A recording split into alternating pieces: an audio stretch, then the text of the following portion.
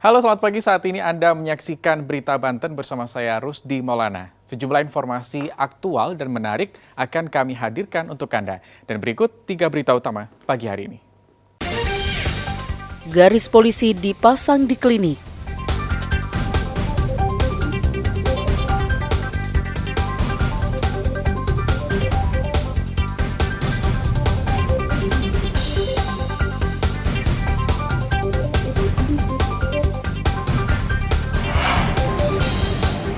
Tolak Perpu Cipta Kerja, ratusan buruh Banten unjuk rasa di gedung DPR RI.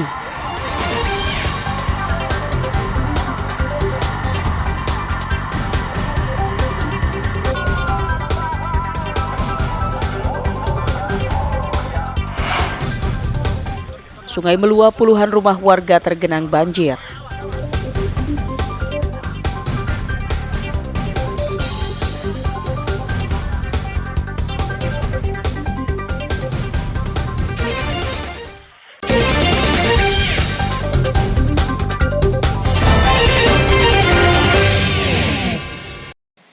Inilah klinik milik pelaku pembunuhan dengan korban seorang kades. Bangunan seluas 5x5 meter ini sudah lama disewa pelaku untuk praktek selain bekerja di Rumah Sakit Serang sebagai tenaga kesehatan. Setelah kejadian, polisi memasang garis polisi di sekitar klinik. Banyak warga sekitar klinik yang memilih bungkam kepada media pasca kejadian. Di pintu klinik hanya tertulis seperti pengumuman libur. Klinik milik SH biasanya ramai dikunjungi warga yang akan berobat. Di dalam klinik juga terlihat ceceran obat. Kejadian tewasnya kades oleh suntikan mantri menjadi geger di Padarincang. Warga tidak menyangka kejadian ini bisa terjadi, bahkan kades Curug Goong dikenal ramah dan baik pada warga. Korban itu kalau penilaian saya itu orang baik, lugu, sopan, santun, sama orang tua, sama orang kecil juga cium tangan. Boleh tanya di masyarakat. Dalam permasalahan musuh tidak ada. Untuk jiwa lapangan tuh nggak ada. Pokoknya lugu sekali dia. Hingga saat ini, rumah duka dan rumah orang tua kades Curug Goong di Kampung Sukamanah, Kecamatan Padarincang, masih didatangi warga dan rekan almarhum yang akan menyampaikan rasa duka cita. Warga setempat dan rekan korban tak ada yang menyangka kejadian cekcok tersebut berujung kematian. Berdasarkan keterangan dari pihak polisi, dari tangan terduga pelaku disita 1 botol obat cairan jenis dipenidramin. Setelah disuntik, korban mengalami kejang-kejang.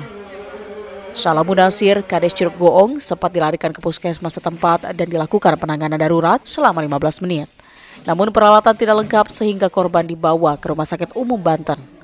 Menurut adik korban, terduga pelaku sempat panik dan ikut membawa korban ke puskesmas dan RSUD Banten menggunakan mobil ambulans desa. Keluarga korban awalnya tidak mencurigai karena menurut terduga pelaku, korban hanya mengalami masuk angin. Dia tuh nganter ke puskesmas, tapi beliau itu nyusul pakai motor. Gitu. Sampai berapa ini di puskesmas? Di puskesmas itu sekitar antara 10 sampai 15 menit lah. Cuman alat di puskesmas itu tidak memadai, jadi harus ke RSUD Provinsi Banten. Polisi hingga kini masih terus menggali dan mendalami motif penyuntikan kades Curug Goong. Polisi juga sudah menyita beberapa barang bukti. Ariel Maranus dan Rizal Ramdhani melaporkan dari Kabupaten Serang. Kuasa hukum mantri berinisial SH, terduga pelaku penyuntikan cairan ke tubuh Kepala Desa Curug Goong, Kecamatan Padarincang, Kabupaten Serang, mendatangi Polresta Serang untuk mendampingi pemeriksaan pelaku oleh kepolisian. Kuasa hukum SH menyatakan jika kedatangan pelaku ke rumah Kepala Desa untuk mengonfirmasi banyaknya foto-foto korban dengan istrinya.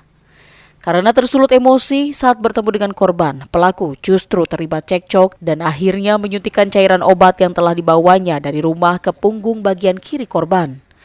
Menurutnya, terduga pelaku telah menyiapkan suntikan dan juga cairan sejak dari rumah. Namun dia membantah jika terduga pelaku berniat membunuh korban. Pelaku ini atau tersangka ini ada foto-foto yang dilihat dari HP istrinya, sehingga timbullah rasa emosi untuk menegur pada pihak korban, maksud dan tujuannya apa gitu. Dan dia juga tidak ada niat untuk melakukan pembunuhan. Itu dia bawa suntikan. Salamun Nasir meninggal dunia di perjalanan menuju rumah sakit setelah mendapatkan penanganan di Puskesmas Padarincang. Ariel Maranus dan Rizal Ramdhani melaporkan dari Kota Serang. Ratusan buruh yang tergabung dalam Aliansi Banten Bersatu akan mengepung kantor Dewan Perwakilan Rakyat Republik Indonesia. Masa berangkat dengan berkonvoi mengendarai sepeda motor. Dalam unjuk rasa ini, buruh menolak pengesahan peraturan perundang-undangan Cipta Kerja yang rencananya akan disahkan. Akibat demo buruh yang terjun ke Jalan Gatot Subroto, Jati Uwung, Kota Tangerang menuju Jakarta, macet panjang hingga tidak bisa dilalui. Nantinya, ratusan buruh Banten ini akan berkumpul dan bergabung dengan buruh lainnya di gedung DPR RI untuk meminta kepada Dewan Perwakilan Rakyat Republik Indonesia membatalkan Perpu Cipta Kerja. Menurut buruh, Perpu Cipta Kerja hanya akan merugikan kaum buruh. Hari ini kita dapat jadwal bahwa DPR RI akan memparipurnakan Perpu menjadi undang-undang. Maka hari ini KSPSI beserta elemen lain kita akan demo di depan DPR RI untuk meminta Perpu itu dibatalkan. Jika nantinya Perpu Cipta Kerja disahkan oleh DPR RI, Aliansi Buruh Banten Bersatu mengancam akan melakukan aksi unjuk rasa besar-besaran dengan melumpuhkan perindustrian khusus di wilayah Banten. Ariel Maranus dan Taufik Saleh melaporkan dari Kota Tangerang.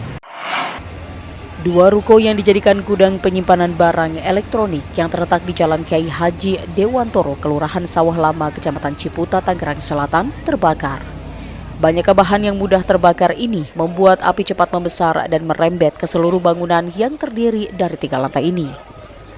Pemadaman sempat terkendala dengan sumber air yang letaknya jauh dari lokasi kejadian. Diduga api berasal dari korsleting listrik pada salah satu lantai ruko gudang dan dengan cepat membesar dan menghanguskan seluruh isi bangunan. 2 petugas damkar menjadi korban setelah terjatuh dari kanopi. Usai mendapatkan pertolongan pertama, kedua petugas damkar langsung dibawa ke rumah sakit guna mendapatkan penanganan medis lebih lanjut.